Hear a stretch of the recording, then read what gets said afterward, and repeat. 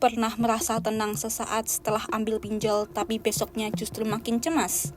Hati-hati, bisa jadi masalahnya bukan lagi soal uang, tapi ketergantungan. Banyak orang tidak sadar, kecanduan pinjol sering muncul bukan dari jumlah utangnya, melainkan dari perubahan perilaku dan cara menghadapi stres. Pinjaman online atau pinjol sering menjadi solusi cepat saat menghadapi kebutuhan finansial yang mendesak. Namun, transaksi pinjol yang terjadi secara terus-menerus dapat berujung pada kecanduan. Psikolog Meiti Arianti menyebut, ketergantungan terhadap pinjol bukan sekedar persoalan uang, melainkan cara seseorang merespon tekanan emosional. Melihat fenomena pinjaman online, masyarakat harus mengenali tanda awal kecanduan guna mencegah dampak stres hingga konflik lain yang berpeluang muncul.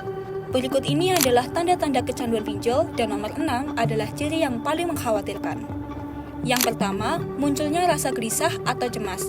Tanda pertama adalah munculnya rasa gelisah atau cemas ketika seseorang tidak bisa mengakses aplikasi pinjaman online. Hal ini biasanya terjadi karena limit pinjaman sudah habis atau pengajuan terbaru ditolak oleh sistem. Yang kedua, pola gali lubang, tutup lubang. Pola gali lubang, tutup lubang untuk membayar cicilan lama juga menjadi tanda kuat adanya ketergantungan. Seseorang mengambil pinjol baru tanpa memiliki solusi jangka panjang dan hanya fokus pada kelegaan sesaat.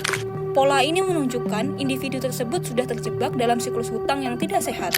Yang ketiga, menghiraukan resiko meski tahu konsekuensinya. Pengguna yang kecanduan tetap menggunakan pinjol meski sudah memahami resiko bunga tinggi dan denda penagihan. Perilaku ini mirip dengan adiksi lainnya, di mana seseorang tetap melakukan hal yang merugikan demi kenyamanan sementara.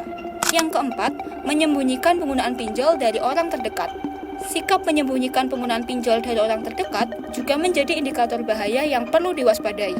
Rasa malu seringkali memperkuat ketergantungan karena pengguna merasa tidak punya tempat aman untuk meminta bantuan. Yang kelima, susah tidur. Tekanan utang memicu gangguan tidur, mudah marah, sulit fokus, hingga perubahan suasana hati yang sangat drastis.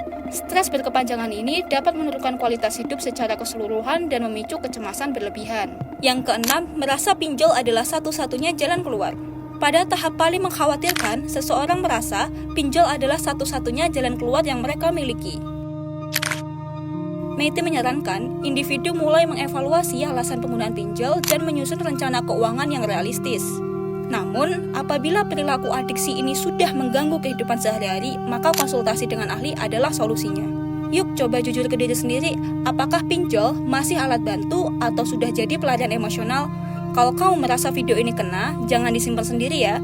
Like, share, dan subscribe karena satu klikmu bisa membantu orang lain terhindar dari masalah yang sama.